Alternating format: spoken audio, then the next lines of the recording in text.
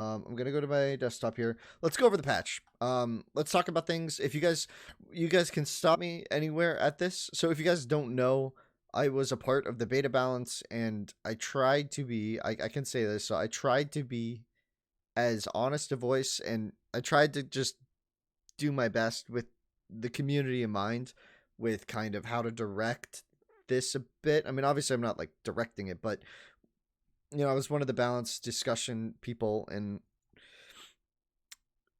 it's not going to be perfect, but of course it is really good. I just want to preface this discussion with this is really good. Let me quickly just change what we're doing here to um age 1. We're going to be talking about age 1 for a while. I will be releasing a video later today, maybe tomorrow, about I'll be talking later tomorrow about this. Come to my stream now at here if you want to chat about the balance. Okay, I'm focused on balance chat now on stream if you want to come chat. Cool. So, how do we want to do this? Do we want to start with a rundown, or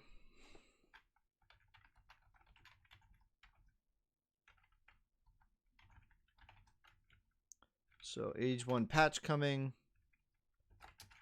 chat time. So we're just going to chat. Let me minimize this. Okay. What change did you want the most that wasn't added? I don't know if that's relevant.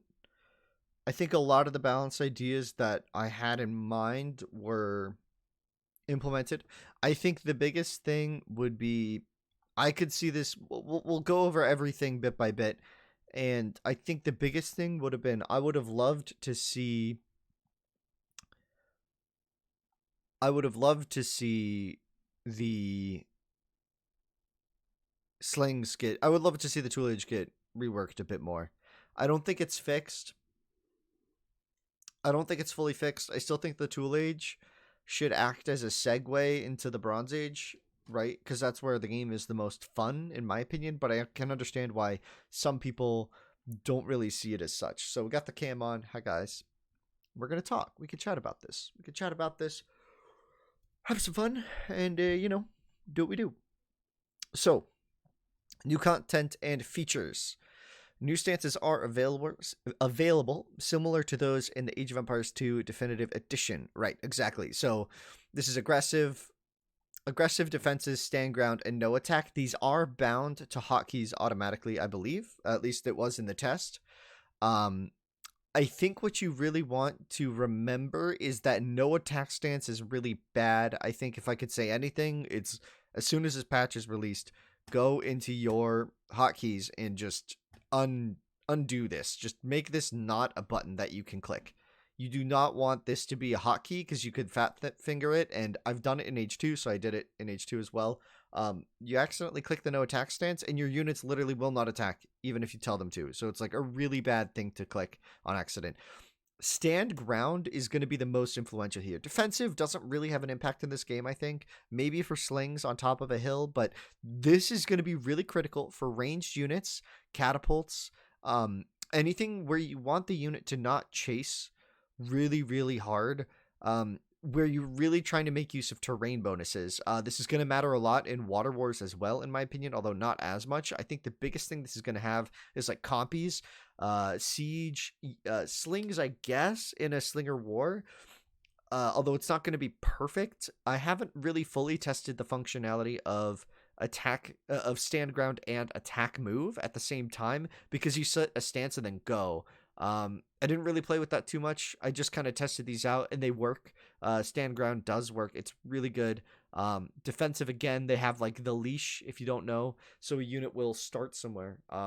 It'll see an enemy unit and it'll chase it to a limit. It's just this arbitrary limit that every unit shares the same limit of, and then they go and they come back. So that's what the stances do, if you're curious. And aggressive is just what the game has always had.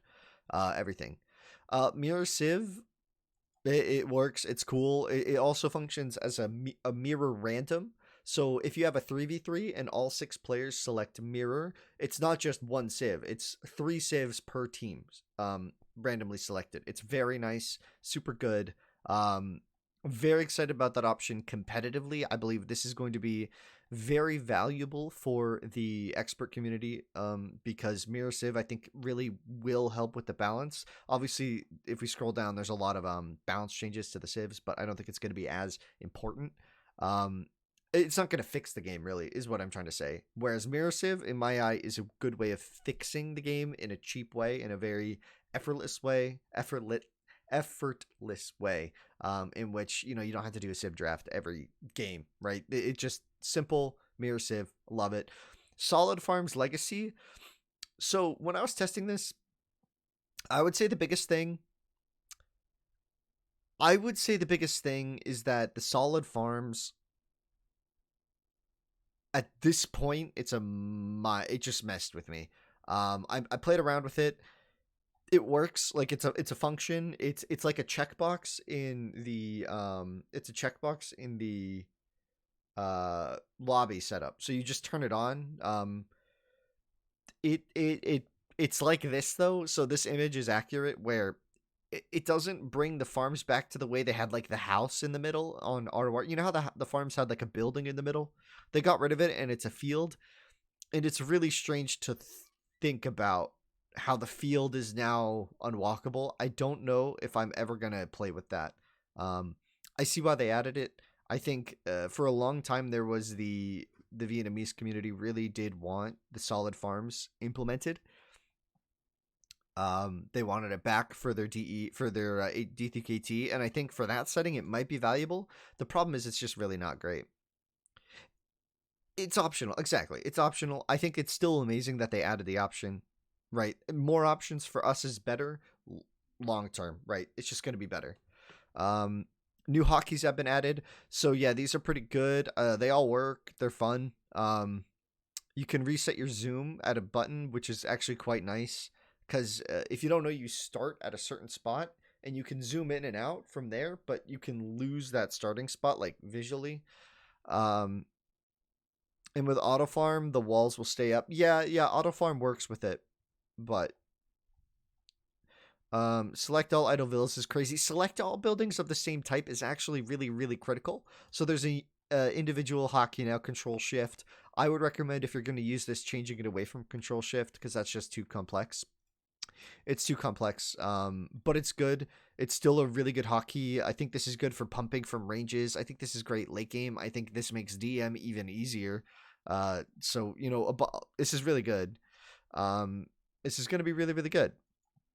Implemented several new anti-cheat measures. Yeah, it is what it is. Anti-cheat measures, great to have them. I think they pretty much just made it more difficult to mod, though. I don't know. We'll see how this ends up being.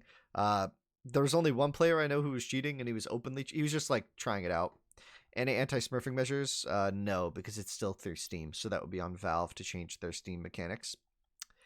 Team multiplayer. The team ranked lobby option is no longer locked and can be used to create 2v2, 3v3, and 4v4. This was one of our biggest complaints about the lobby system, is that we all play games through the lobbies anyway. And it was a huge pain in the ass to set up a rated game. So the devs listened. We talked about it. And it just works. The setting up rated matches is much easier now because you don't need to know how many players you're going to have beforehand. So it's like, how you set up a lobby and you're like, rated game. Yeah, when it's popular right now, recently, it's been easy to find 4v4, but sometimes, you just get stuck there in a 3v3 and you're like, oh man, we have to remake the lobby. Pain in the ass. They just made that easier. This also affects the ELO system as well. So the ELO has been redone. Yeah, here it is. The ELO has been redone to simplified, so now there's just 4 different values. It's 1v1, team, random map, and deathmatch. It's quite straightforward. I think that's good. It's not. It's funny that this is coming out at the same time that the Vietnamese thing was coming out, which is kind of funny. They have deathmatch. Candid, what are you talking about, Hunter? Ranked games should no longer end up with unevenly distributed teams. This is a lobby thing. This is just a lobby bug fix. Options when using ranked lobbies will no longer remain as a filter following the game. So this means when you come out of a game that you just played and you're in the lobby viewer, when you come out of a game, like you finish a game, you go back to multiplayer, you go lobby browser, it's no longer going to have the filter set up for the game you just played. So you're going to be able to see all the games and not just the rated. So it just gets rid of a few clicks. That's nice. The default team for both the host and the clients is now set to random. This means that when you load into the game, you're not set to the hyphen anymore for team. You're set to the question mark. It just makes it a little bit easier to set up games, but I don't know. It's not always been a big deal. It's going to make it harder to identify noobs. Because noobs are the ones who come in and ready up as the hyphen, and then they don't unready because they don't realize that you're talking to them. So that's our noob detector. Our noob detection system is gone. We'll see though. Fixed a bug that caused random teams to create unbalanced teams. This was when you get like 2v4s when you had random. But that's gone. So players will. So that's just a bug fix. Players will no longer be unreadied when another player changes the lobby. Right? Exactly. You know what that means. The unready thing has been a big annoyance. We made that very clear. That had to stop, and they did it. It's good. Lobby chat can now be used by scrolling the mouse wheel. Yeah. So if you didn't know, you had to use the So if you're in the game, you had to use the little arrow keys. It was like right here about on the screen, right? So if you're in the game and imagine this is the lobby, these are your 8 players, the chat's like right here, right? And when the chat's here, you had to use these little arrow buttons to scroll the chat. Now you can just use the mouse wheel, which is, I don't know why that didn't exist already. No, this is the lobby chat. Page up and page down is in game. Oh, page up, page down. Did that work in the lobby as well? I don't know. I never used that. But this is the lobby. We're still talking about lobby functions.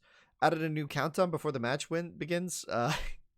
Yeah, it's just kind of the little sonar thing. If you've played Age 2 DE, you know what that is. When you get a game, it's just like count go. It gives you just a second to like recognize it's happening. I mean, it worked, I guess. I mean, I could have sworn they took that out. I guess they put it back in. Whatever.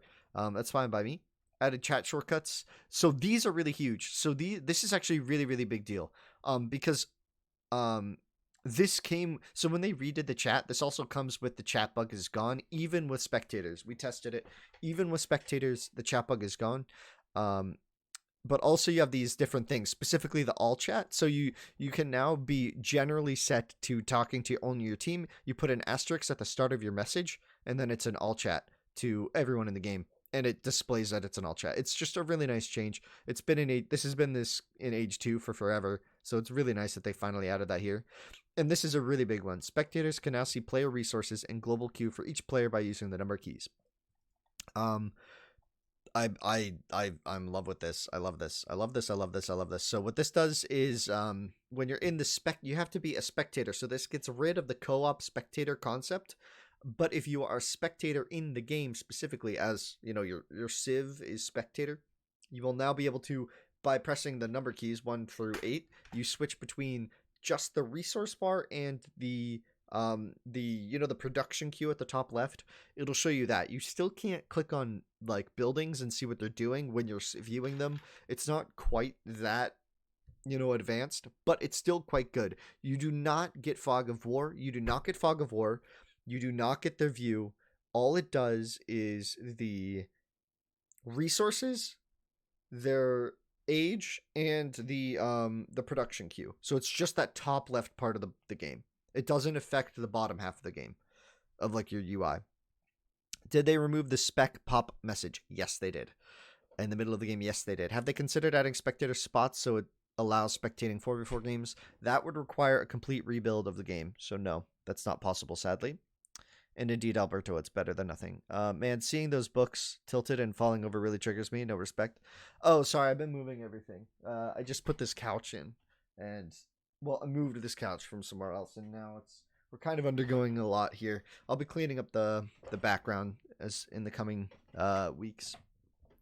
I have to go through the books. The top shelf are the really nice books. The middle shelves are all awkward. What the fuck be on topic, Mr. Candid? Sorry, guys. Oh, man, I want to put this on YouTube. I want to put the chat in, guys. I need to put the chat in so people have context. I'm just going to throw this in willy-nilly here, and then we can continue. I just want to add this really badly. So media source, I believe. Oh, man, I forget how to do this. No, browser source. We're just going to throw this in. It's going to look like crap, guys, but it's going to look bad. I'm sorry, but I want this. Add image. Chat box cover. Is it this one? That'll do. That'll do, pig. That'll do. There we go. So now people know what you're talking about, just so it's clean. It's going to look like crap, whatever. Actually, that looks fine. So we're going to continue. We're looking at the middle of the screen still. So that's the spectator feature. Right, we're back. Back on point. Game stability and performance fixed an uncommon issue that caused some users to disconnect approximately 5 minutes after starting the match. They said they fixed that. We experienced a few desyncs, but it wasn't too bad. And I think they fixed that. So I think we're all going to be good. General performance optimizations, I think that does affect. It did seem to be that the FPS was better. But make sure you update your drivers and stuff, guys. Make sure you update everything. Make sure your computer's up to date for when this comes out, because again, it's going to be a new build. It's going to be based on the new updates for GPUs and stuff. So update your stuff. Do they have reconnection now like in H2? No. Magma, that would again require a complete rebuild of the game. Candid, I can't lie. You know, some things are bigger than DE. You know, you're completely right. I agree with you.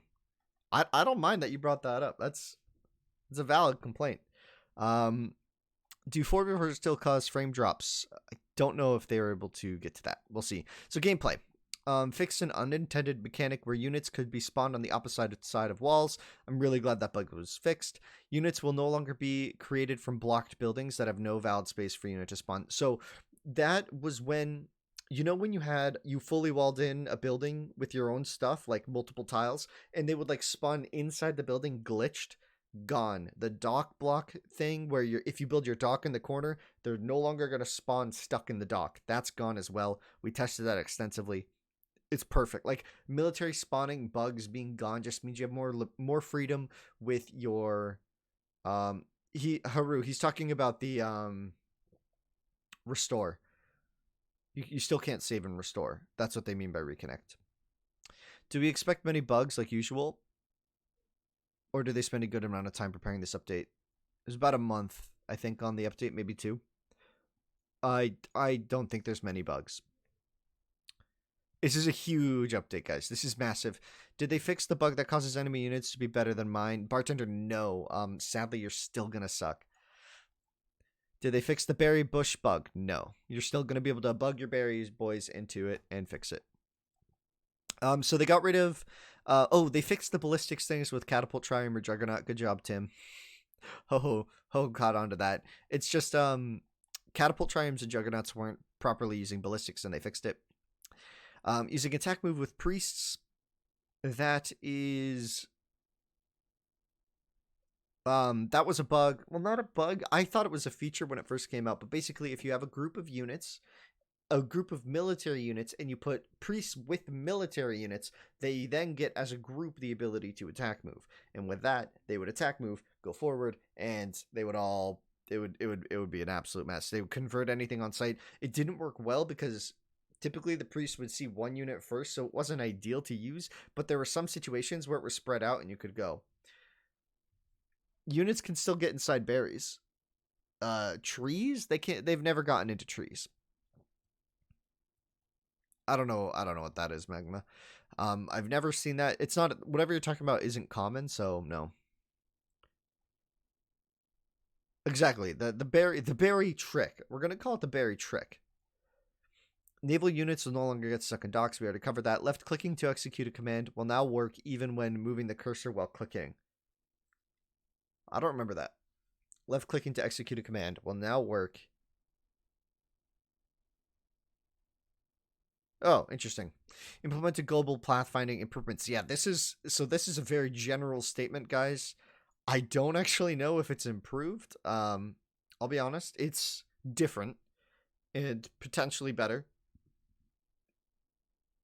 It seemed, my experience with it to this point was that it is what it is. I'm excited for the change.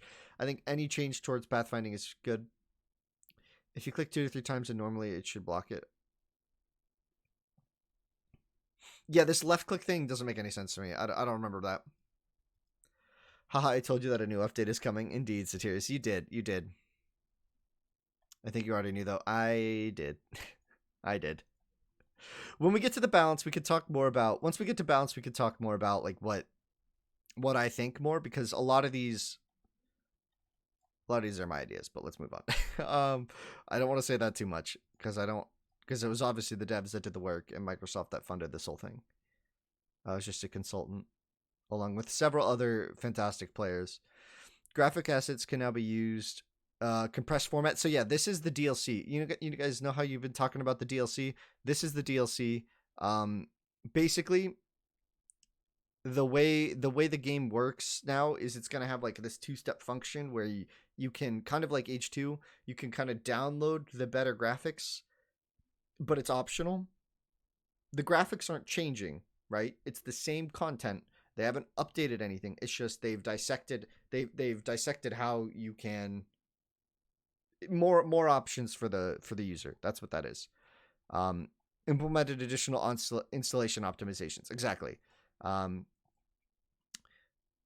Yeah. This is fine. This will reduce the size of future downloads. Yeah. The selection outlines for units are not properly I don't know what that means. The speed of certain unit animations and the destruction of buildings. So if you guys didn't know, the building destruction. I understand I'm asking about what the streamer was saying about 5 to 10 minutes ago, bartender. Can you repeat your question, Haru, and then I can check it. It was a bad joke. Forgot to. Oh, bartender's always memeing. He's always making jokes. And I'm always making jokes at him. Sorry. Just for context. It was a setting for farms to make them solid objects. Yeah, so currently farms are walkable, but in classic Age of Empires, they were blocked. They were like a building. Now it's fixed.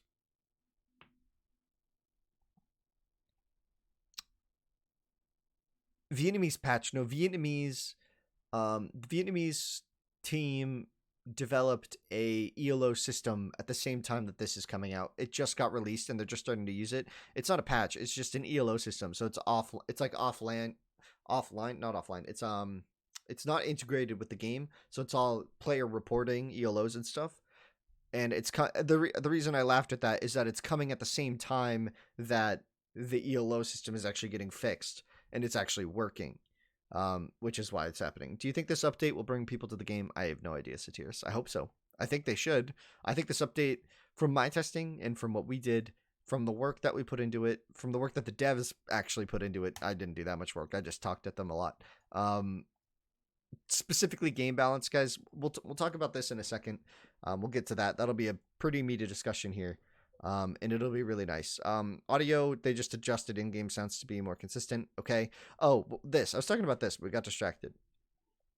The unit animation, specifically the destruction of buildings. I don't know if you guys know this, but the destruction of buildings was actually sped up significantly in game. Now the crumbling is much more. It's like, you know how Age 2 has these beautiful like crumble mechanics for the buildings when they die. Age 1 had that. They were just sped up. It was like I think maybe unintentionally. Maybe they did it for a reason, but it's slowed down now. And you can actually enjoy the destruction animations. It is beautiful. Exactly, Promi. I love this change. I'm so glad it's slowed down. You can enjoy it. Oh my gosh, the Colossus, guys. You know the Colossus Wonder? When it collapses, you're gonna love it. You're gonna It's beautiful. Sorry, I just liked it. Units now decay and disappear from the battlefield more rapidly. Okay, that probably helps with the performance a bit, but it's not that big a deal. Adjusted in-game sounds to be more consistent. Volume level. Okay. UI. So increase the maximum zoom. So in single player, you've been able to zoom out more. In multiplayer, you can now zoom out the same amount. It's pretty far. This should be nice for spectating. So be sure to tune into the channel when we get the when we start spectating matches on this new patch when it comes out. I'll show you guys all the new Zoom stuff and stuff. I'm not gonna load up the beta. I don't think I'm allowed to, so we're not gonna look at it right now. But the zoom threshold is really nice. It's a bit much, and you should expect performance hits if you want to zoom out that much. I'm telling you, expect performance hits when you zoom out that much. It is a huge strain on your PC and multiplayer maps to zoom out that far. We might have to have some rules in games about everyone. I don't know if it affects other people, but it certainly affects your own FPS to zoom out all the way in a big multiplayer match. Renamed the black map fog to animate fog in order to better clarify its purpose. Yes, that makes sense. Players are now sorted by team on statistics timeline screen. Yeah, so this was a big change, guys. So the timeline is now going to be a lot easier to read. If there's two teams, it's going to be TVB in the timeline. It's essentially going to be locked like that now instead of showing everyone in order. That's a big thing, and I really think it's a lot easier now to read. So you should always be able to see the middle line and see if one team is winning or losing by the timeline. It's going to be great for spectators. It's going to be good for gauging the game easier as a team, deciding if you want to win or deciding if you want to continue to play, or if you're winning or losing, etc., or if you should just resign. It's just good. So now we no longer need. So what this helps with, if you guys were watching in the recent 3v3 tournament, the Vietnamese tournament, AUEDE Championship, in the 3v3, we had to join as spectators, right? So I was spectator number 8, and the other spectator was player 1, and then the teams were 2 through 4, and then 5 through 7. It's just super annoying to have to organize that every lobby. Now you can just join, set the team, and the timeline is clean. There's no more bugs. It's so good. It's so good. But now, we've kind of sped through this part. I'm glad there's a lot here.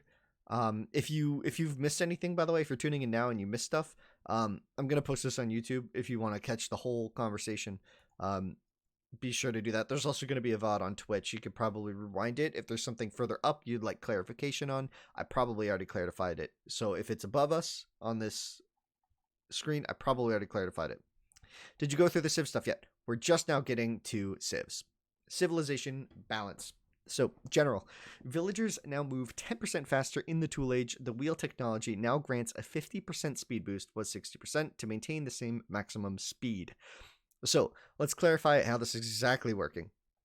You have a villager. It's going to move at the same current speed as they all do in the Stone Age. You get to the tool age, your vill immediately receives a 10% speed boost.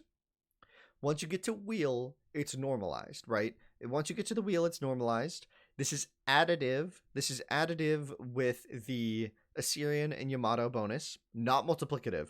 So they're not, Assyrian and Yamato do not benefit more than other civs from this. Let's just be clear about that. It's the same step up. And so after wheel, it's going to be the same amount for Yamato and Assyrian as well. They're still going to be the same speed after wheel. Everyone is the same after wheel. It's just in tool age, you have a better defensive case against axemen and slingers. Again, scouts, obviously the move speed maybe helps. Impossible to rush Yam and Assyrian now. That's a big thing, is Assyrian and Yam are going to be very safe civs. Because they're going to be moving 0.22 faster, 0.22 move speed faster than Axers and Slingers, which is, no, not 0.22, 0.12 faster than Axers and Slingers. That's a pretty big bonus in the tool age. So those civs will be very safe. They're actually going to outpace Axers and Slingers in the same way that villagers used to be outpaced by them. So it's like inverted for Yamato and Assyrian. It's a big bonus. We'll have to see how this works. One thing that's really going to matter here is Vill rushes against an opponent that is bronzing. Keep this in mind. If your opponent is still tool age, your Vills are faster than his. So you can deny their buildings. You can chase their Vills better. It's essentially like your Assyrian or Yamato. Do you have an Excel sheet of unit speed somewhere? Excel sheet? No. The wiki... Oh, the wiki doesn't include speeds, does it? So there is a tool. I don't know if you have... Oh, I shouldn't show you guys all this shit, but whatever. Where are we going? It's on my desktop. It's on my desktop. What's this called? I forget the name of this thing. Age... I can't remember the name. Is it in here? No, I don't have it in here. Whatever. We'll talk about it later. There's a tool that you can use to get all those things. So let's not get off topic. Where's the porn? You guys are funny. Vil fights. Yeah, so this Vil fight is definitely going to matter here. The Vil speed here. So if you are peon rushing, so this is a really big thing though, guys. Keep this in mind. A Stone Age peon rush is now not effective. Keep in mind, Tool Age villagers can run away. I'm going to upload this, yes. Villagers will be able to run away. Also, guys, if you're at the point where you're seeing repeated questions, feel free to answer those for me so the video can be a little more concise. No offense, but thank you guys. Feel free to ask anything, but for the live people right here, please help me out, guys, and answer questions because I would like this to be pretty quick. It's kind of hard to do a recording and this at the same time. Anyway, let's get back to it.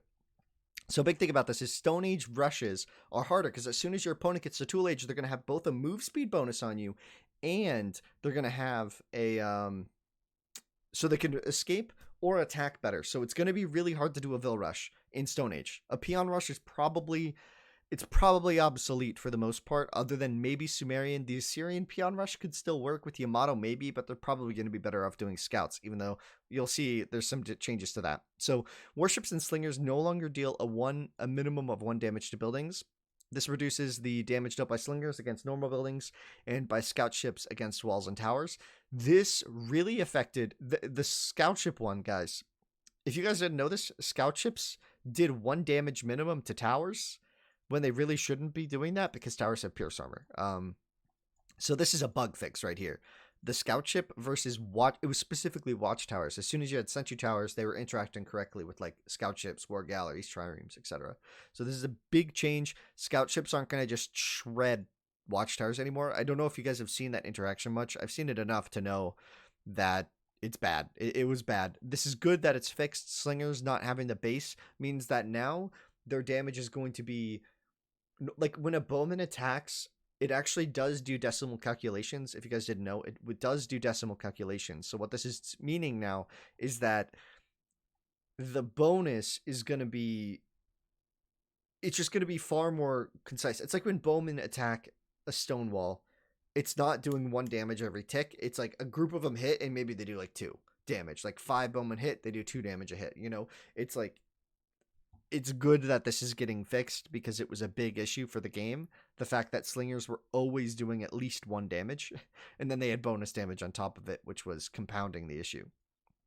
So the bug fix also comes with changes down here, but we'll get to that later. Decrease the maximum search of priests to prevent them from fixating on and following distant injured units. So basically priests were healing units in a radius of like several tiles, and now that's reduced to just a couple tiles. So your priest should no longer commit suicide to heal a unit that's already dead. Did they have a scout ship bug against the wall? Yes, it's fixed against walls and towers. The scout ship bug is gone against walls. So predator animals no longer break off attacks if you try to drop a building on them. The house trick against lions is gone. This means you can no longer house trick alligators. It's gone as well. So the house trick, that whole concept is gone. But keep in mind, in line with this, there is a change down here, I believe. Somewhere did they say it? Lions no longer spawn in pairs. They don't spawn in pairs anymore. You can still get 2 lions next to each other, but they're next to them. Oh, am I cutting out? I can move my mic a little closer here. Lions now will not be spawning in pairs. They could, like, you know how elephants spawn in singles and pairs? Lions no longer spawn in pairs. You could still get 2 lions, but that's them being generated around the map randomly. So the likelihood of a double lion is basically gone. I looked at like maybe 300 map generations, 400 kind of in detail over the course of the beta. It's really nice. So let's go back to the game. Cataphract now have 20 HP, 1 armor, and +2 attack versus infantry. Plus 20 HP, +1 armor, +2 attack versus infantry for a total of 7. Yeah, so also heavy cavalry got +1 attack versus infantry. So for a total of 6. And they also reduced the gold cost of the upgrade to 750 and 600. So now it's 1,400 food and 600 gold, I believe. 1,400 food. I think that's accurate. The food cost is unchanged. Yeah. Uh, this is huge. This is a big, big buff. And combined with the gold bonus, we'll talk about later. And combined with the gold bonus, this is massive. This is massive. Cataphracts are now going to be probably one of the better late game units. Cataphracts are now probably the better late game unit. We'll see how this affects everything in the long term. 20 HP and 1 armor. It doesn't really fix their issues against other gold units, though. They're not going to beat elephants. I tested a lot of these. They're not beating elephants. They're not beating centurions now, right? They're still not beating those. They're not beating a lot of the other super units, like the highlighted gold units, like the really good ones. Cataphracts are still not great, but this is a good chance to make them more affordable to Tekken 2 and also more effective in the long run. Especially in bigger, like the HP and armor, that's kind of the thing where it makes them more scalable. Like the more you have, this little HP bonus is going to add up more. Centurion is considered infantry. It is applied, but keep in mind Centurions have like 14 armor, so it doesn't matter. Centurions still shred Cataphracts. I did a lot of testing. The Legions still beat Cataphracts cost-wise. Legions are still, well, Roman legions are still hyper effective. Chosen legions I tested are about the same as they kind of always. It wasn't a huge change for them. Like Babylon legions, for example, though, that's where it kind of hit a threshold where the cost effectiveness could be argued. That Cataphracts are slightly better, especially Yamato. Yamato Cataphracts are cost effective against baseline legions, just barely. Like it's about even. But against like Roman and Chosen, for example, you're always going to have everything. Exactly. But the using the mobility of the Cataphract, that's the gold cost, right? It's the mobility on the unit and the insane HP versus bronze units versus anything else versus any archer. Really, this is the 20 HP affects their archer, their ability versus archers a ton. And the +2 attack versus infantry, this basically just means they do 20 damage now against legions, against like Cho legions, and then 18 against or 16 against Roman, 18 against Roman. I forget. Because Cho doesn't get the last armor upgrade. But they get all the HP. It's fine. It's really good now. I'm excited to see this. I think it's about time that Cataphracts, the highest cost unit, are rewarded for being the highest cost unit gold wise. Did you test versus Heavy Horse Archer? No, because that would require micro. And that would just be wild. You paid for the raid potential. Also, pathing is improved. Hopefully it helps. Yeah, the unit stacking changes. We'll see how that goes. Domestication. Oh, I love this one. Domestication, 200 food to 150 food. Just makes it a bit cheaper. It's an incredibly useful technology. What I mostly found, I tested build orders quite a bit. With Babylon, it's sick. But with every other civ, you can actually afford to get this. And there's more of an argument now to get this in the Tool Age before Bronze, or after you click Bronze and before you get there. So if you have a decent number of farms already, you can click this in with the 50 less food. It's easier to click this after the Woodchop upgrade, so you get Woodchop 1 and Domestication, rather than right now the meta is kind of Woodchop 1 and then Wheel. You don't really get anything else unless you need like gold, unless you're like making Cav or Camel and you want to do the gold mining upgrade as well and you have a sick economy. There's still not enough time for post the bronze click to do chop, domestication, and gold, but I think that's fine because if you're doing the gold income, it's about the speed anyway. I think the balance here is like the CA civs get a nice little boost here. If they have safe farms already and you have stable food income, being able to click this before you get to bronze is amazing. What do you want me to do, Candid? What do you want from me? Illuminati hand signs. What are you talking about? I usually researched it after the wood upgrade in between bronze if I don't need the gold. Yeah, it makes it easier to do. It makes it really obvious to do later because it's cheaper. But I think now with the cheaper cost, it's actually arguable to do it earlier in your build orders. We'll see. Heavy Cav get the +1 versus infantry. Yeah, that's just in line with the Cataphract upgrade, so it's not just like a huge boost there. Nice little bonus there. Helepolis increased the fire rate by 5%. Not a lot of civs get Helepolis, but those that do, nice little boost. Minnow, for example, I think they kind of benefit from this. They're kind of one of the only ones. Kick Ho-Ho. Why am I going to boot Ho-Ho? What did Ho-Ho say? Yeah, you love that farm upgrade so you can make 80 farms. Exactly. Yes. Flame me for my farming, man. I just like to build economy in this game, okay? So the scout nerf, totally fine with this. So 80 to 90 food. So now it's in a balanced spot. I think we'll see if it. I mean, I could have understood an argument for putting it back to 100%. 30%. Yeah, it's a significant nerf to the. I thought it was like 50% slower than RWAR, but I don't know. That's not relevant. 5% faster than it is now, which is good. Helepolis were insane on original RWAR. Helepolis were insane. So that being said, let's go into the next thing here. So scout nerf. All right. Still lower than the 100 food cost in the original. Yeah. I'll be honest, guys. You can hate me for this. You can hate me for this. And I'll admit to it now.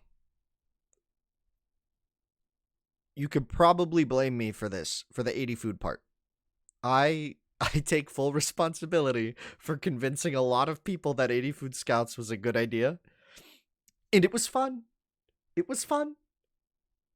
And it's gone. Are we agreed that it was fun and it's gone? It's now not it's still around a bit. The scout meta didn't exist before and now it does. It was a huge impact. It had a huge impact. It's still affordable. Yamato gets hit hard here. But we're here. I did what I did, and now it's gone. I'm glad that it's back. Reduce scout line of sight by 1. Keep in mind it scales up into the Bronze Age, so Bronze Age scouts still see a lot. This is the Tool Age one.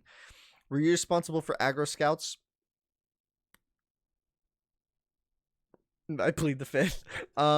Scythe chariots reduce armor from 2 to 1. Huge scythe nerf here. Increase the upgrade cost from 1200 wood, and 800 gold to 1400 wood and 1k gold. So here's the thing, and also increase the research time. Okay, so if you're confused about the research time, let me clue you guys into a secret here. If you guys don't know this, there's a reason that this was increased, and this is why. Hear me out.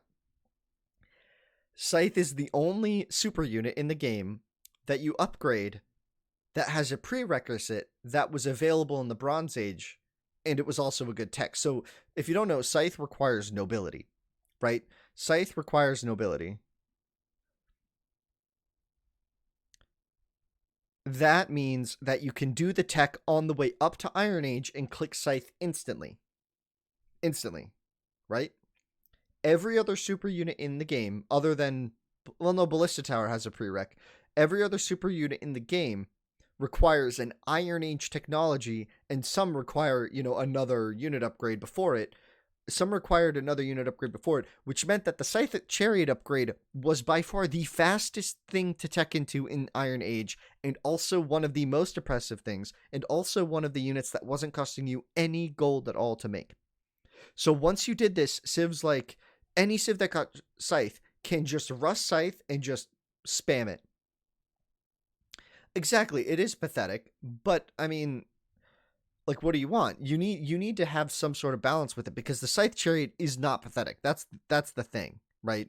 It's the exact opposite. Scythe is just one of the best units in the game for its cost, right? Maybe it is the best unit in the game per cost, just because it doesn't cost you gold, right? I think the early Scythe rush is a good way to bring the unit in line. I think it's still going to have its late game potential. Like, trust me, guys, you're still going to have Scythe games, right? If you play Highland, you're still going to have to resort to Scythe if the game stalls out, right? That's still going to be a thing. But, I think this is good. Chariot units no longer deal bonus damage to priests. So it used to be 4 times damage. Now it's 2 times. Now we're getting rid of that altogether. I've hated it. I hated it when it was introduced. There's no need for a unit to deal bonus damage to priests. They already do nothing. They're really useless units, except for very early in the Bronze Age. This should extend their usefulness a bit into maybe early Iron. Maybe, we'll see. So reduce the conversion resistance of all chariot units from 8 times to 2 times of normal units. So this is the big thing. This is the big issue with chariots, is that they were unconvertible and they one shot with two CA could kill a priest. When DE came out, 2 CA could kill a priest and would be unconvertible.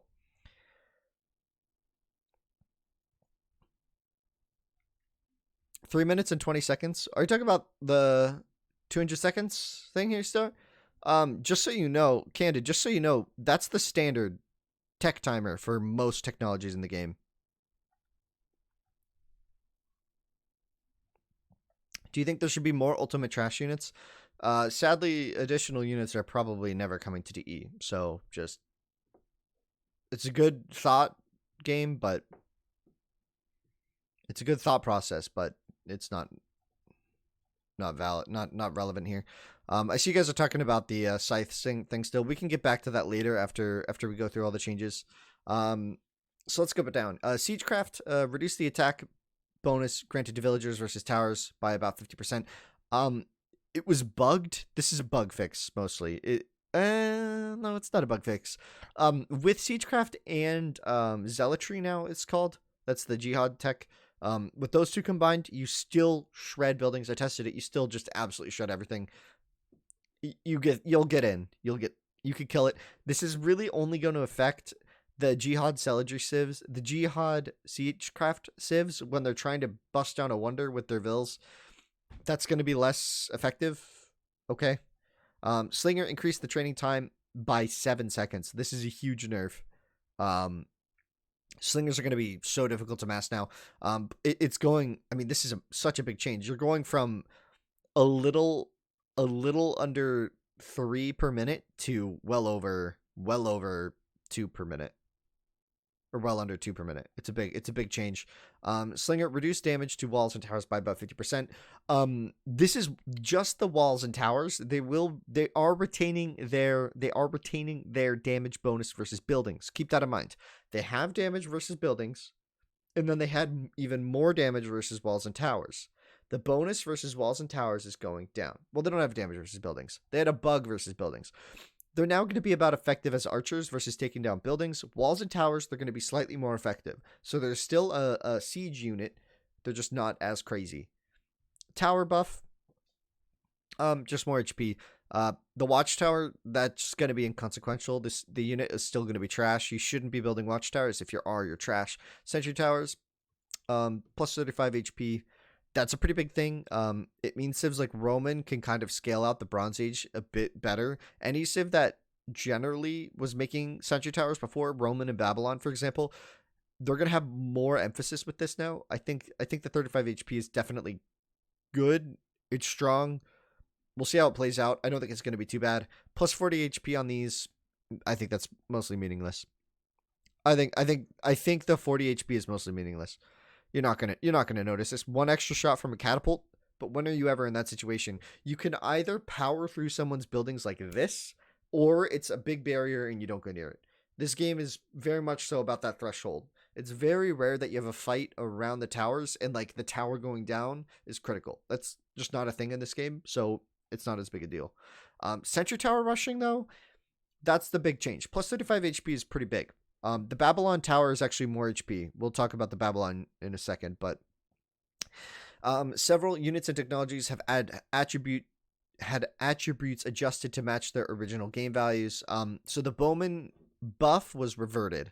So Bowman were buffed when Slingers were nerfed originally. So Slingers went from 24 to 28 seconds, and now they're going up to 35. Bowman went from 30 to 26. Now it's getting reverted back to 30. Coinage reversion, this is massive. So on DE, coinage got nerfed to only plus 10%. This is going back to 25%. This is huge. That's so much more gold. You'll see with the map changes as well. There's about 40% more gold per map now. It's a huge change. Gold shouldn't be running out as much.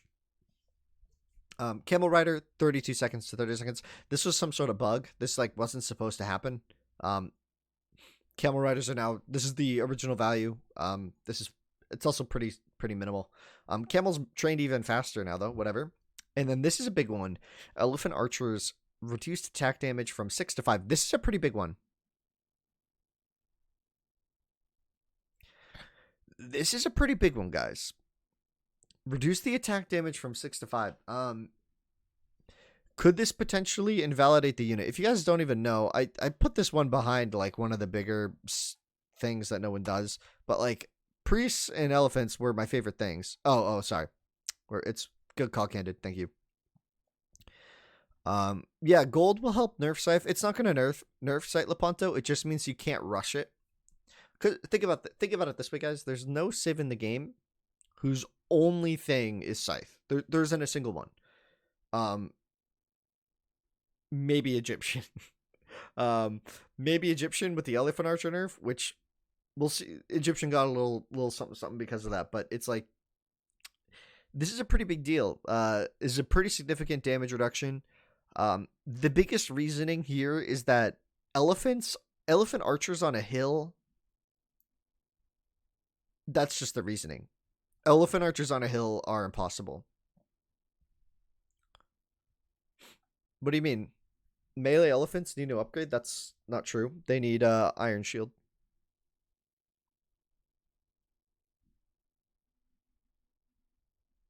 Elephant archers or melee elephants require Iron Shield to upgrade to the upgrade. You guys are still talking about the scythe change. We can talk about that later. I'll get into it later. You guys can keep your conversation going. I already talked about it. Babylon. So now we're going into the civilization changes. I love these. These are all amazing. If you hate these, I'm sorry. Well, okay, some of them aren't great, but let's talk about this. Babylon now get 30% cheaper markets.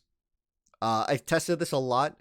Their Bronze Age build order is so good. I can only tell you this from experience. This is such a gameplay change.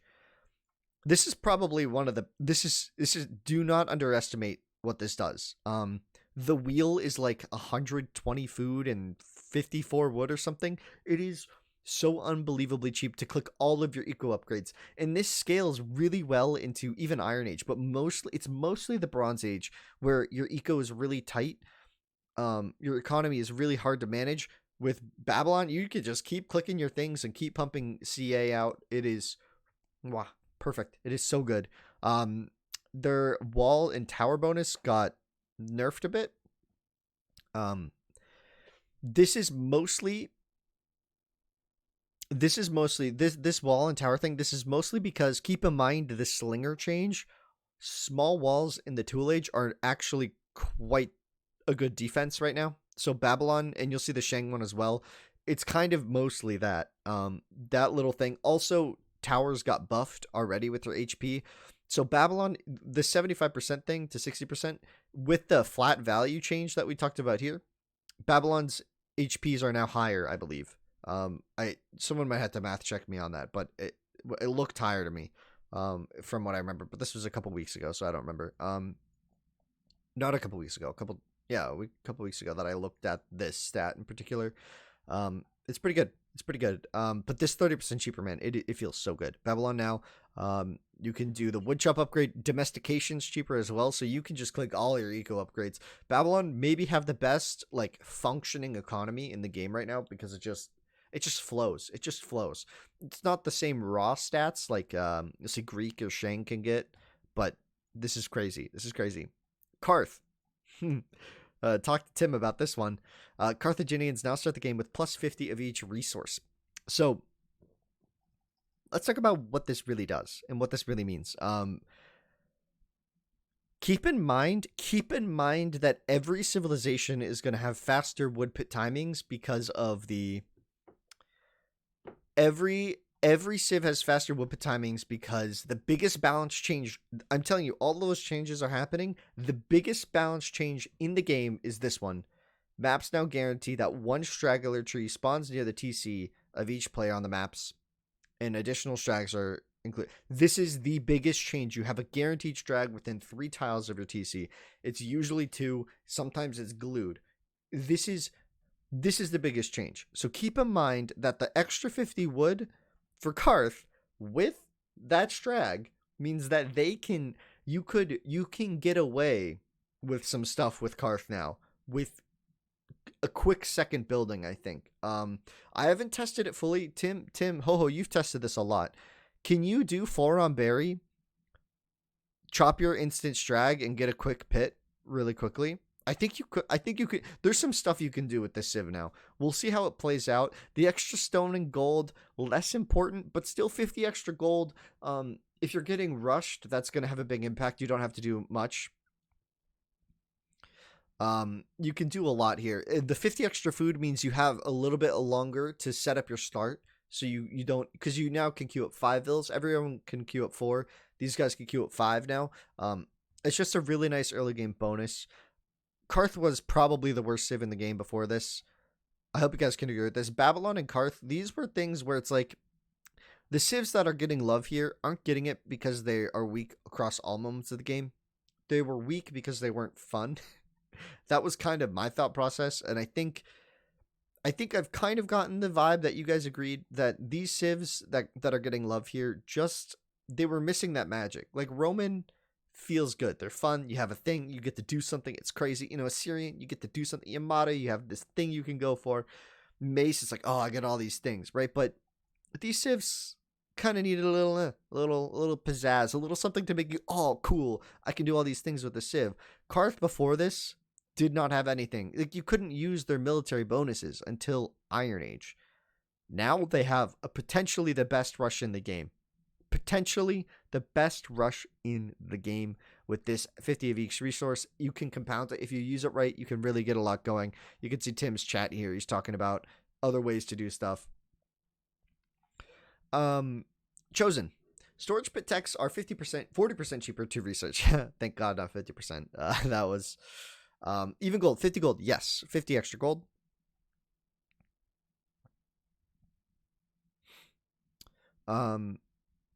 This is crazy. So the way this works out is by the time if you're doing an axe rush with Chosen, you get 1 extra axer or vill after doing your storage pit upgrades for them, right? So you get so this saves 50 food on the axe rush. It's 1 axer, 1 vill. It means you can, if you do the villager, it means your economy can be a bit smoother. Or you can shift it around however you want. The 50 food is 50 food, right? We'll see. I think its biggest aspect is going cavalry or cataphract. Cavalry or cataphract. This is kind of what we were talking about with this a lot, was their cavalry play is going to be sick because the cav armor upgrades are pretty expensive, as well as the Legion upgrades, but you don't need that many upgrades for Legion. The Metallurgy upgrade is really expensive. 40% is a significant discount. So when you have chosen anything in your base now, if it's chosen axers, if it's chosen broadswords, if it's chosen cav, if it's chosen cataphract, if it's chosen Legion, any of those 5 units in your base, you can just about expect them to be fully upgraded at the storage pit now, right? That's the biggest thing with it. And also you save a lot of food on this, so your economy behind the upgrades is actually quite nice, which means you can either put that towards villagers, and still get +4 armor on your cav, for example, or +4 attack on your cav, or you can put that towards more cav. You can put that towards vills or more cav, or go up the upgrades faster, however you want to think about it. It's a very dynamic thing. It's going to be very nice for the gameplay. Chosen is going to be scary now. There's still the amount of gold on the map went up. Towers are getting buffed. Like Chosen has a lot right now. Chosen has a lot going for it. Helepolis get buffed. That was their siege unit. Sorry, let's put my thumb in the finger. My thumb in the image. Towers are getting buffed. Helepolis getting buffed. Cataphract getting buffed. The storage pits are cheaper. Towers buffed. Did I mention that? This is crazy for Chosen. Chosen has a lot of options right now. Egyptians. New Civ bonus. Farms are 20% cheaper to build. They now cost 60 wood instead of 75. This is huge, guys. This is huge. Any land map is massive.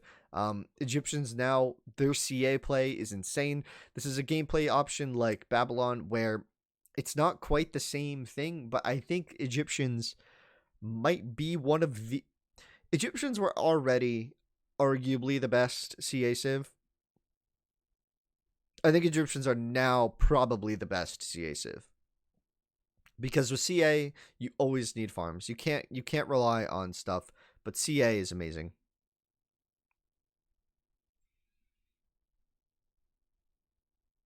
Yeah, I don't know what you guys are talking about. Someone told me, wait, only minnow compy decent? Compies are super overused. Compies are so bad already. So the Egyptian bonus, guys, this is the best CA civ now by far. Hittite and Assyrian are obviously always going to be solid as well for damage output, but in terms of economy, production, and defensiveness on their units, just having that mass is going to be so hard to deal with now. Egyptian CA, look forward to it. Should be really fun. Also, their scythe play is kind of helped out a bit there.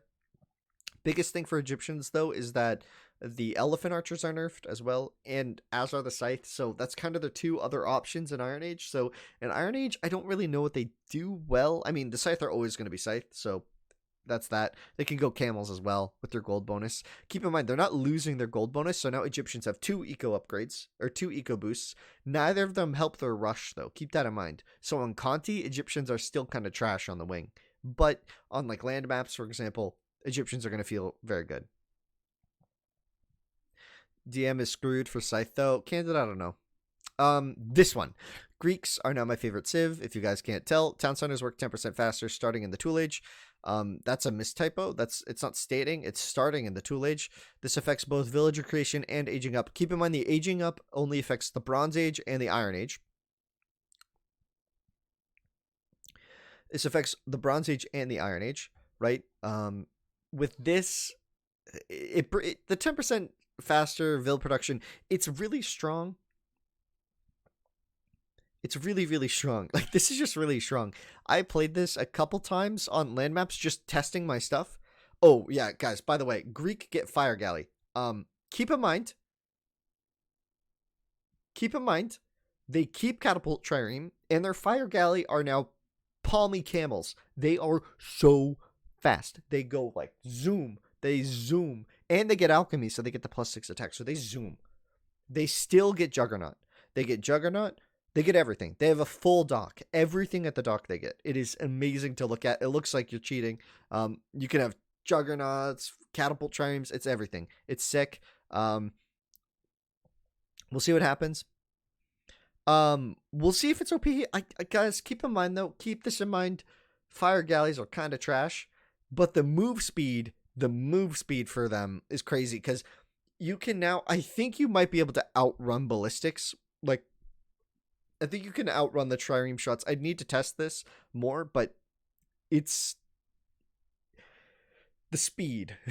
The speed. But the big thing here, the TC is working faster. I tested this several times. I ran build orders. It's not OP. It just feels really good. It's kind of like a Shang economy.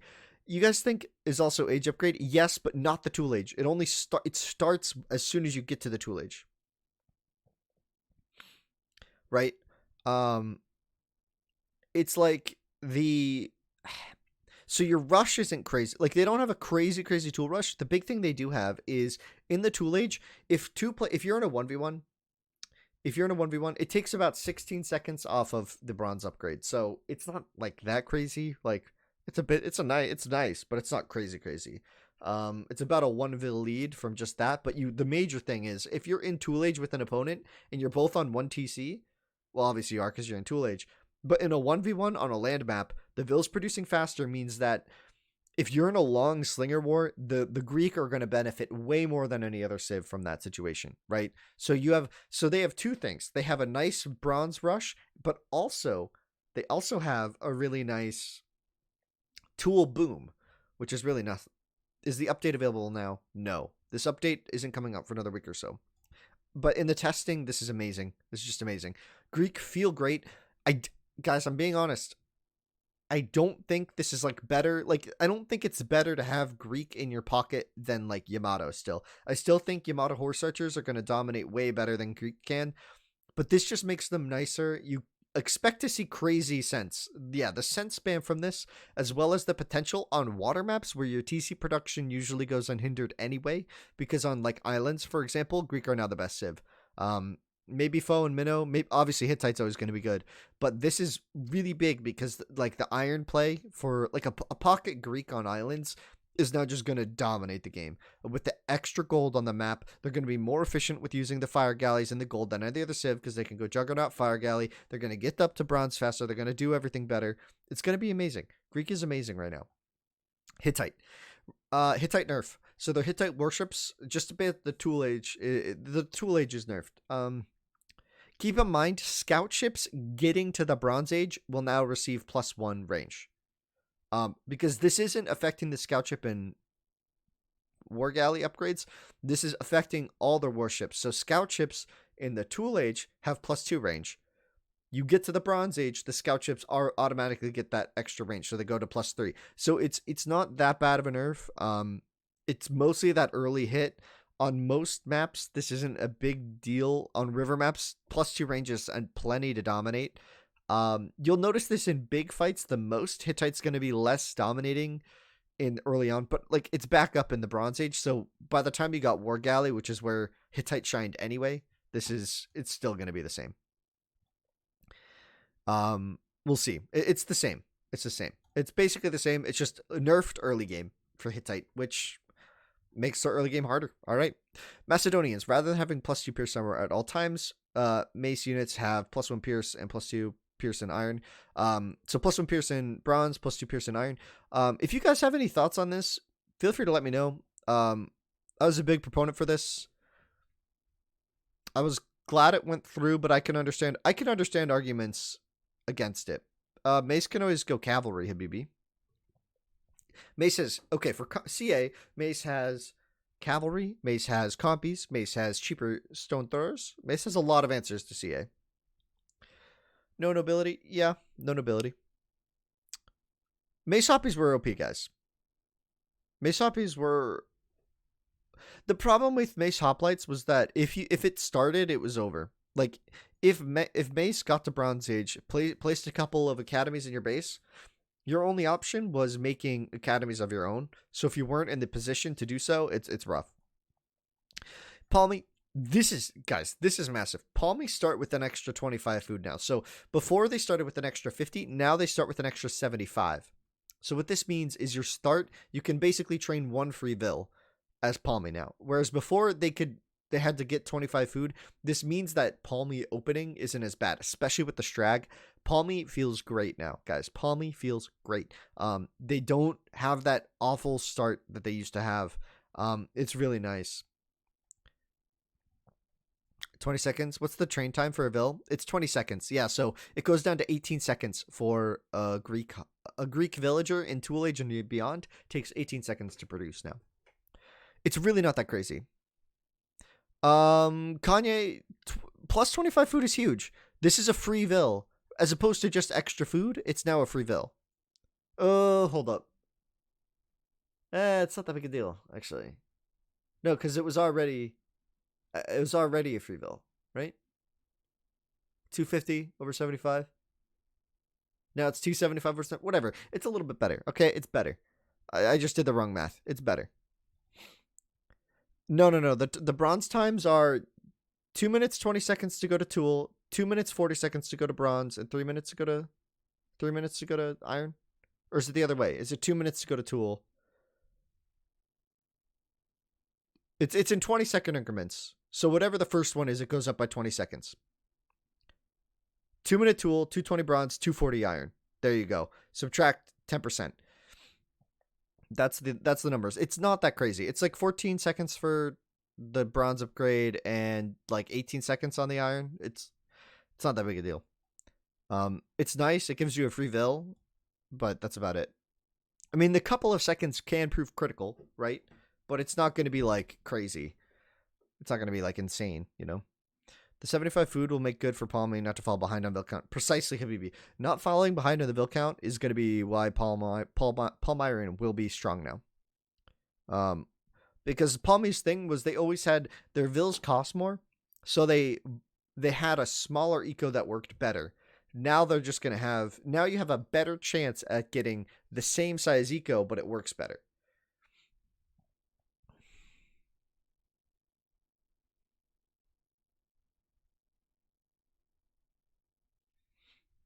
Yeah. Ho and I have both been testing the Greek builds. Yeah, the build orders are really, really, really crisp with Greek now. Really crisp with Greek. Persian elephants going back up to the normal speed. I like it. It's fine. It's not back all the way up to what it used to be. It used to be like 33 or 40% faster. Now it's 25. It's a small little boost. it was noticeable. It's visually noticeable. It's you're like, oh wow, these elephants are fast, but it's not like terrifying. It's fine. They now get plow. Both Palmy and Persian get plow. Okay. It's good now. It's good. These civs needed it. Plow is a crazy tech. Palmy and Persian both getting it mean that, the Palmy economy is probably now the best late game economy now that they get plow. Not having plow made it arguably more important to have all the market techs rather than being Palmy. But now that they get plow, Palmy's definitely the best late game eco if it's untouched. Persian with plow means that they're more efficient with their food. Wood as well. It's better. Easy to go big CA and farm buildings. Yeah, exactly. Ho. The Egyptian changes is so good. Roman, nerf. Shang, nerf. Yamato, big nerf. So we took a dump apparently on we took a dump on the best civs in the game. Roman, Shang, and Yamato all taking big hits here. You can no longer double tower in the Stone Age or in the Stone Age in the Tool Age with Roman. Okay. Shang walls going down HP. Keep in mind though, walls are better now. Walls are better now because slingers don't wreck them. So the time when Shang walls mattered the most is Tool Age against slings and stuff because the HP just meant more time. You had better warning, more time to react. Here, even though the HP percent is going down, the fact that slingers don't destroy walls as quick is kind of compensation. I think it balances out nicely in a sling war. Yamato got double nerfed. Don't love this, but it's in the game. Minus 5% on their costs, or plus 5% to their cav costs, so down to just 15% reduction, which is still a significant reduction, but this is going to hurt. Yamato losing this ship bonus as well. Well, not losing it, but reducing the ship bonus as well. Some pretty substantial nerfs to Yamato though. Keep in mind though, the Tool Age bonus is going to affect them disproportionately. Assyrian and Yamato are affected more by the faster moving villagers than other civs because they hit that threshold where now their villagers will outpace Axers and Slingers significantly. They will outpace them significantly. Which is really nice defensively, so it's important that Yamato got it. Assyrian didn't get any nerfs, but I mean they haven't been a problem on DE since the attack speed bonus for their archers has been fixed. Map balance. So this is where a lot of your gameplay is going to be changed. So there's other minor map improvements. That's pretty vague. It's not a ton of stuff, but it's there. So let's talk about this from the start though. Gold going up to 400 to 450. Keep in mind, this 450 gold per pile, it is combined, that compounds with coinage reversion. Coinage going back to 25% as an ROR. That's pretty big. There's a lot more gold per map. There is a lot more gold per map. On small maps, we played a 2v2 on Conti. Guys, and it was crazy. We ran out of wood before I ran out of gold stockpiled. We had already mined away all the gold, but I still had gold in the bank stockpiled as a gold civ. What civ was I? I was Babylon. I still had gold in the bank. I was making priests. You just... In a land map, that's not going to be the case. You're always going to have wood left on land maps. On gigantic maps, you're still going to have a ton of wood left. So don't think that this ruins gold civ or wood civs. This just gives gold civs more time to win the game with their gold. I think that's fine.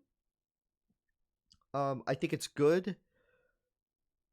We'll see how the balance goes. I think with this change, what we'll find is something that I've noticed, and I hope you guys have noticed too, is that when you play a game of Age 1 right now, and you are fighting in the Bronze Age, exactly, Mark. Every civ is a gold civ. Egypt is a gold civ. Egypt has a gold mining bonus. Eggy Priest, Eggy Camel, Ellie Archers. That's about it. That's all they could use. What was I gonna say? The gold income is higher. So basically, if you haven't noticed, if you're playing like a land map and people are fighting in the Bronze Age, you use up all the gold fighting in the Bronze Age. Now You can start stockpiling, click iron, keep fighting in the Bronze Age with like expensive units like Cav, Camel, Priests, tons of hoplites, right? You can still spam these units in the Bronze Age and then do it again in the Iron Age. It means that you can now have that stepwise up. The gameplay, guys, the gameplay is just so nice now with the extra gold. It really feels like you're freed of a lot of the limitations on gold civs. Feels a lot less harsh, but there's still going to be the late game where gold runs out and there's just a ton of wood lying around. Scythe are always going to have a moment, and that's going to be when the gold runs out. That being said, Scythe are also nerfed generally, so they're not going to be as effective. So I think all civs should be prioritizing their gold units. For Shang, this means cataphracts are going to be better. This means that cataphracts and horse archer is going to be a better play probably now than going straight scythe for Shang. So the maps generate the one strag. We already talked about this, but I'll go into detail on this. You basically have a strag within 3 tiles of your TC. It feels amazing. It feels like you're cheating. This is a big change to game balance, guys. What this is really going to do, and I hope you guys can agree that this is a good thing, is that tool times are going to be normalized a bit by this change. The variance in the pit timing was the biggest. Assyrian gets cataphracts. So does... Yeah, Assyrian cataphracts are going to be cool. The guaranteed strag is going to normalize that initial pit timing, which is really big. Because that was one of the biggest limiters on when you could start your snowball of fish booms, when your rush could go in. Hopefully, with strag trees being a bit more consistent, well, a lot more. This isn't just a bit more consistent. This is extremely consistent. With the consistent strag trees, hopefully we can all agree that that's a good thing towards making the game more consistent early game so that you can prepare and react to things better. Increase the amount of gold generated on maps. So a lot of maps now have 3 piles of gold. So, okay, they didn't describe what's happening here. They didn't describe what's happening. Currently, in the build that you play right now, before this patch is released, because if you're watching this as a recording, we're doing this before this patch comes out. Before this patch, it is a 9 pile of gold and an 8 pile of gold, right? You have a 9 pile and an 8 pile. Then there are neutral golds around 7 and 6. This 3 piles, you now have an 8, a 6, and a 6. An 8, a 6, and a 6. So you go from having... So you basically get 3 more piles of gold per map, except for Conti and Narrows, which I don't think are... I think they have like 9 and 9, maybe a 10 and 9 or something to make it more even. But... So basically, the amount of gold is more. Keep in mind, this is 3 different piles around your base, so you're more likely to have like a safer gold mine somewhere, or more exposed gold, or your gold can still clump up. The randomness of it's still going to exist. There's just more of it, so generally speaking, the randomness should proportionately, you'll feel it kind of just more gold. More gold. It's just more gold. Adjusted how maps are generated to ensure that the same amount of gold and stone spawns in each pile for each player. Essentially, there was a float value over everything. There's a float value over everything. Elephant spawns over berry bush spawns over a gold pile, stone pile. Now the float value for gold and stone is 0. So you're no longer going to get 1 extra gold tile per pile, or or 1 less gold tile in a pile. It's now consistent for the player generated spawns. Not the random ones, the neutral ones on the map. Stacking removal will be big. I already talked about this, but I'll get into this again. I see you guys keep going back to scythe and stacking. Stacking you'll have to experience for yourself. I can't show you the beta build. It also could get changed before it's released. The stacking exactly. It's not the same. It's not gone though. Stacking isn't gone. It's just not the same. You can still get it. Soy and I were able to reproduce unit stacking. It's still... It might be more difficult. I don't know. We'll have to see what the final build comes out with. So, Let's see. Adjusted how maps are generated. We just talked about that. Lions no longer spawn in pairs. So yeah, now they're individual lions, but that's because your villagers can no longer house trick lions, which is pretty big. So you have to fight individual lions that attack you. If a lion latches onto your vill, you fight it or you lose the vill. You can't. Well, you can run to like a military unit, but you can't like house trick it and run away.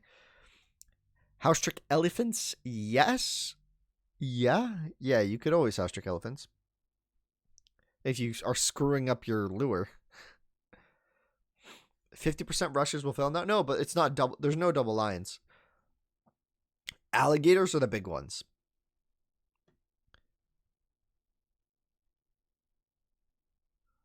The lobby looks just about the same.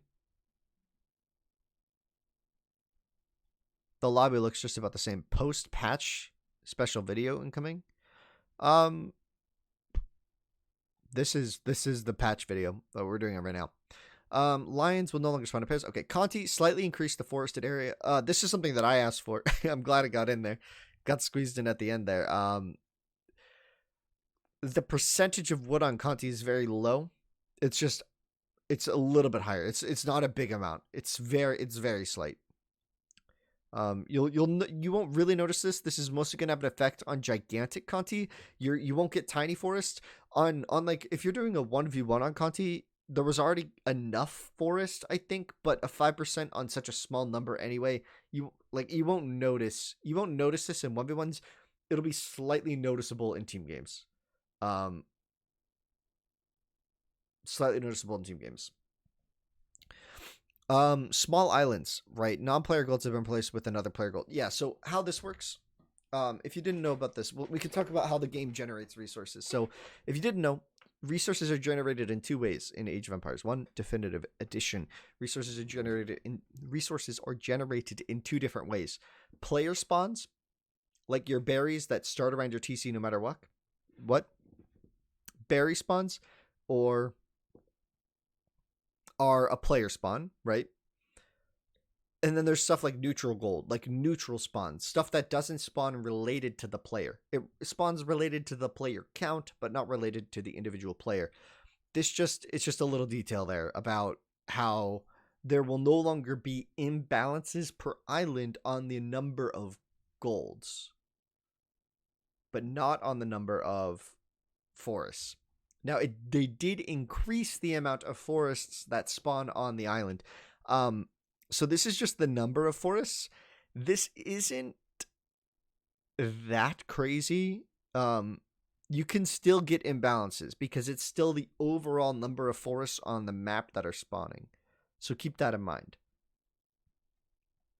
Please talk. What's wrong, Kanye?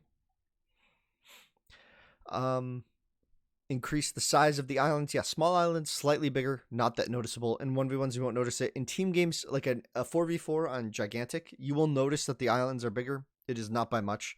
And it increases the number of resources that spawn on each island, as well as the shorefish and deep sea fish. Yeah, so the shorefish and deep sea count, that's really not noticeable on the 1v1s. It's really not noticeable on the 1v1s, but this is super noticeable on the team games.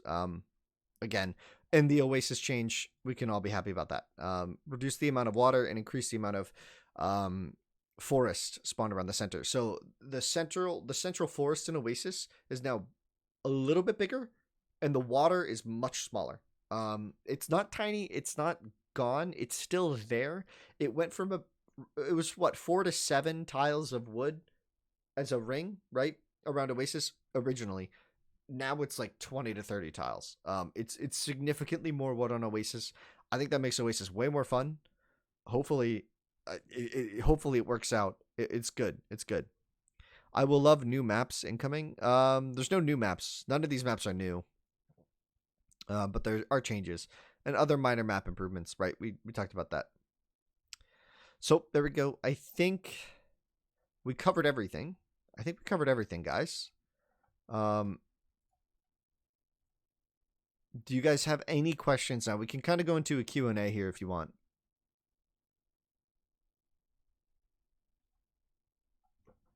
If you guys have any questions now that I missed, feel free to repeat them. I won't be mad. Promise. If you missed or there wasn't enough clarification on something, or you want to scroll up and talk about something else, feel free.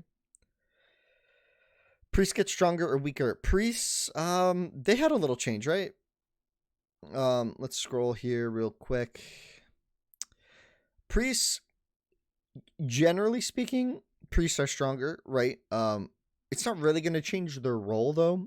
It's just you're going to get less punished for making priests. I think that's the biggest thing. What was the last one? Other minor improvements? Really minute stuff, Magma. You won't notice it. How long did they work on this? About 2 months.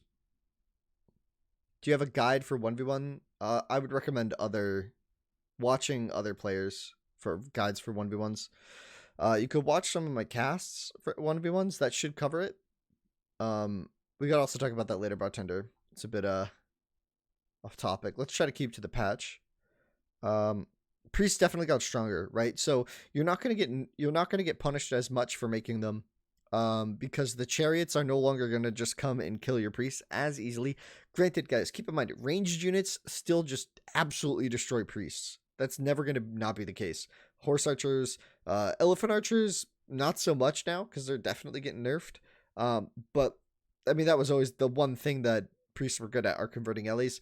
Now the fact that chariots aren't as good at taking them down, it just means that in team games, building some priests isn't as trolly if there's a CA civ. Right? There's like, oh, maybe I can get a conversion. Whereas before it's like, oh, there are CA on this map.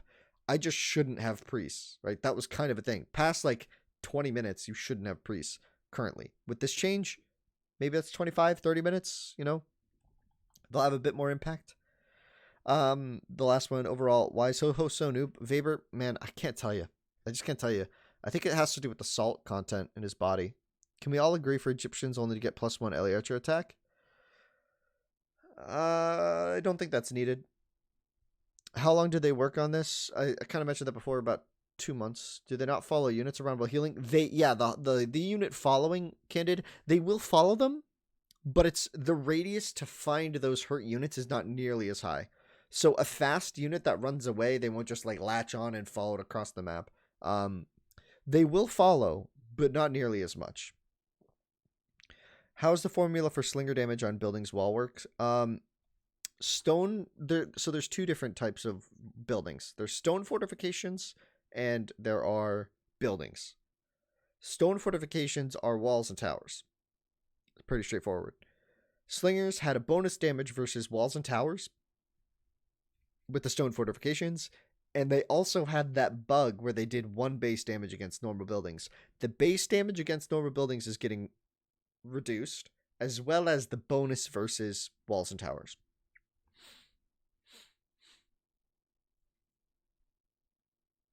Base attack plus bonus over rate. So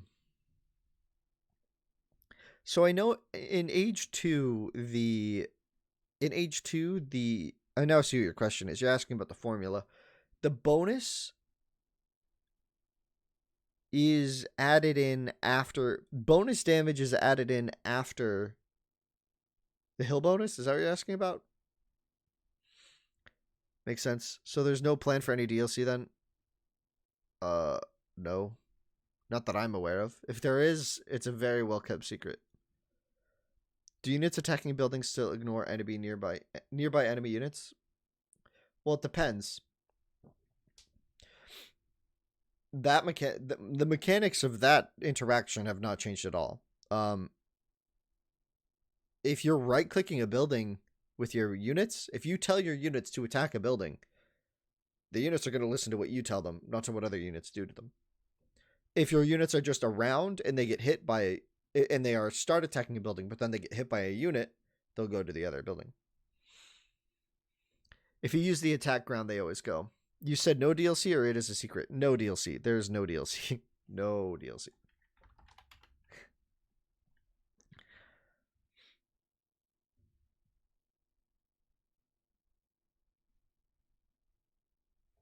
You just want a float number on how much damage one Slinger deals to a wall or building.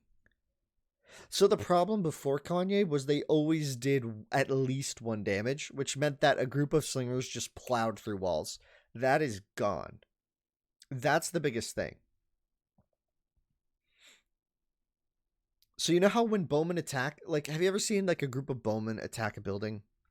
Hold up, am I in? Okay, I'm not in the beta. Cool. I'll show you real quick. Well, I can't show you, but I can talk to you about it.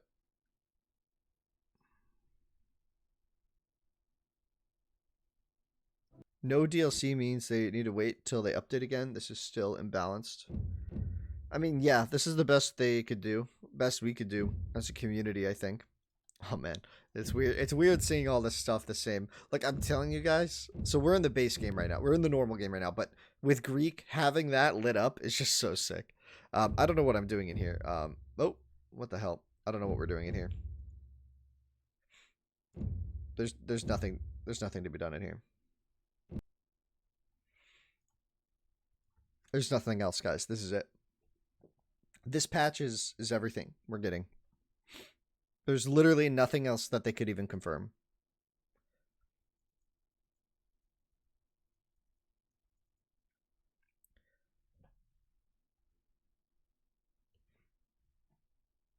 Also that, ho. Also that.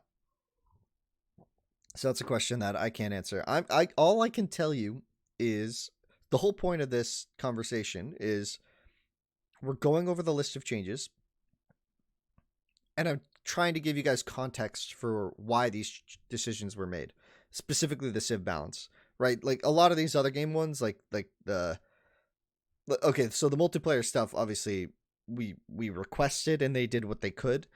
With stuff like this stuff, like I don't know, like they wanted it and they did it.